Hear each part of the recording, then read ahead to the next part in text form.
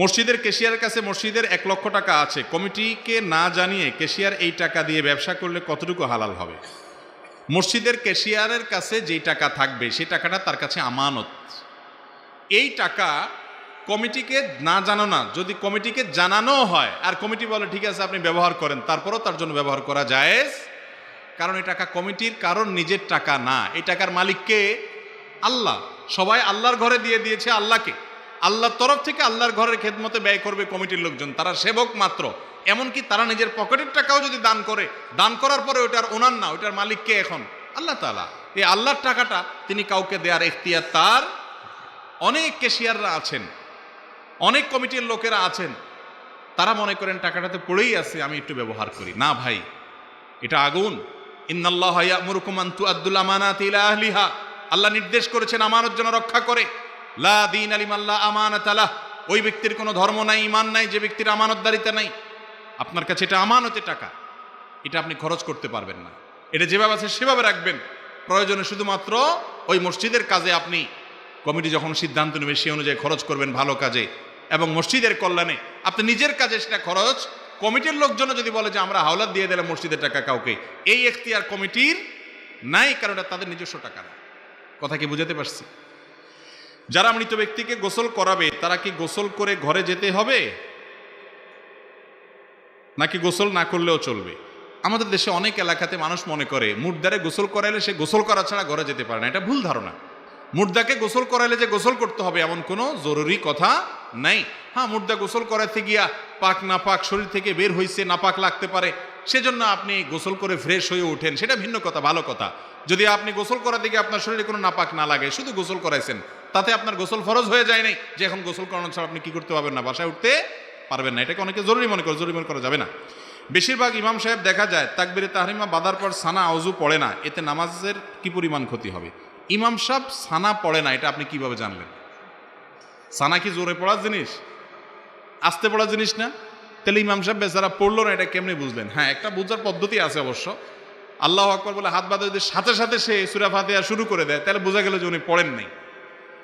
তো এরকম যদি হয় যে আসলে উনি পড়েন নাই, সেটা ইমাম সাহেব কেন, সেটা মুক্তাদি সাহেবের জন্য একই কথা। যদি কেউ সানা না পড়ে সূরা ফাতিহা সরাসরি শুরু করে দেয়, তার নামাজ হয়ে যাবে, কিন্তু নামাজটাতে একটা ত্রুটি হয়ে গেল, সুন্নতের খেলাফ হয়ে গেল, নামাজ হয়ে যাবে। নিয়মিত যদি এরকম করে ইমাম সাহেব, তাহলে ইমাম সাহেবকে সতর্ক করতে হবে, সতর্ক করতে হবে যে ইমাম সাহেব আপনি নিজে নিয়মিত সুন্নত আমল করেন না, সাথে সাথে সূরা ফাতিহা শুরু করেন, তাহলে আমরা কি করব? একদিন দুই দিন হঠাৎ কদাচিৎ হয়তো হতে পারে, কিন্তু নিয়মিত এরকম হলে সেটা দোষণীয়। তবে নামাজ হয়ে যাবে এতে। জানাজার নামাজের পর মুনাজাত করা জায়েজ আছে কিনা? ভাই, জানাজা নামাজ পুরাটাই হলো একটা মুনাজাত। জানাজা নামাজ মানেই হলো মুনাজাত। আমরা জানাজা নামাজে কি পড়ি? আমরা হাত বাঁধার পর শেষ তাকবীরে কি করি? মুর্দার জন্য দোয়া করি। আজ ঠিক না বে ঠিক? পুরা দোয়াগুলা কিসের দোয়া? মুর্দার জন্য দোয়া। তো সালাম ফেরানোর পর আবার কিসে হাত তুললেন আপনি? এতক্ষণ কি করছেন তাহলে? এটা ভুল। জানাজা নামাজের পর সালাম ফেরানোর পর আর নতুন কোনো কি নাই, দোয়া নাই। দোয়া তো আপনি এতক্ষণ মুর্দার জন্য করলেন, দোয়ার জন্যই তো নামাজ। জানাজা নামাজটা তো সাধারণ নামাজ না, এটা মূলত দোয়া মুর্দার জন্য। সবাই মিলে দোয়া করলাম, আল্লাহুম্মা গফির লি হাইয়িনা ওয়া মাইয়িতিনা, আল্লাহ মুর্দাকে আপনি মাফ করে দেন, দোয়া করলেন না? তো এরপর আবার কিসের দোয়া? এটা ভুল। জানাজা নামাজের পর আর কোনো দোয়া শরীয়তে সাব্যস্ত নাই। সূর্য গ্রহণ হলে গর্ভবতী মেয়েরা তরকারি, মুরগি, মাছ ইত্যাদি কাটতে পারে না, এমন একটা ধারণা পোষণ করে, এটা কতটুকু যুক্তিযুক্ত? আমাদের দেশে ফতোয়াবাজি, ভুল ফতোয়া, এগুলা বেশিরভাগ মেয়েদের উপরে চড়াও হয় আমাদের, ঠিক না ঠিক? ভাইরা আমার, সূর্য গ্রহণের সময় গর্ভবতী মেয়েরা, তাদের জন্য কোনো কিছু কাটাকাটি করা নিষেধ নাই। অনেকে বলে যে বাঁকা হয়ে শুয়ে থাকলে ছেলেও এরকম বাঁকা হবে, মেয়েও বাঁকা হবে। এগুলো সব মন গড়া কথাবার্তা। সূর্য গ্রহণের সময় অমুক কাজ করা যাবে না, তমুক কাজ করা যাবে না, এমন কোনো কিচ্ছু নেই। সূর্য গ্রহণের সময় আল্লাহর ভয়ে সাহাবা একরাম রাসূল আকরাম সাল্লাল্লাহু আলাইহি সাল্লাম তটস্থ থাকতেন, সূর্য গ্রহণের নামাজ পড়তেন। এর বাইরে এটা করা যাবে না, ওইটা করা যাবে না, ফল কাটা যাবে না, মাছ কাটা যাবে না, এগুলো কুসংস্কার, এগুলোর কোনো ভিত্তি নেই। আরো বেশি করে কাটবেন। জাকাতের টাকা দিয়ে নলকূপ স্থাপন করা যাবে কিনা? জাকাতের টাকা দিয়া টিউবওয়েল বসাতে পারবেন কিনা? উত্তর হলো, জাকাতের টাকা দিয়া কোনো গরিবের টিউবওয়েল দরকার। একজন গরিব মানুষ, তার টিউবওয়েল নেই, তিনি জাকাতের হকদার, তাহলে আপনি জাকাতের টাকা থেকে টিউবওয়েল আনায়া বসায়া দিতে পারেন। তাকে নগদ টাকা দিলে সে ঠিকমতো বসাইতে পারবে না, বা অন্য কাজে খরচ করে ফেলবে, বুঝবে না। এই জন্য তার পক্ষ থেকে জাকাতের টাকা দিয়ে তাকে টিউবওয়েল বসা দিতে পারবেন, যে টিউবওয়েলের মালিক সে নিজে হবে, অন্য কেউ না, সে মালিক হবে। তার যে ঘর আছে ঘরের পাশে বসায় দিলেন, তার এরিয়াতে বসায় দিলেন, এটা জায়েজ আছে। কিন্তু আপনি যদি জাকাতের টাকা দিয়ে মসজিদের পাশে একটা টিউবওয়েল দেন, স্কুলের সামনে একটা টিউবওয়েল দেন, মাদ্রাসায় একটা টিউবওয়েল দেন, বা একটা টিউবওয়েল দিচ্ছেন যে সবাই পানি খাবে, এটা জায়েজ নেই। কেন জায়েজ নেই? কারণ জাকাতের টাকা গরিবের হক।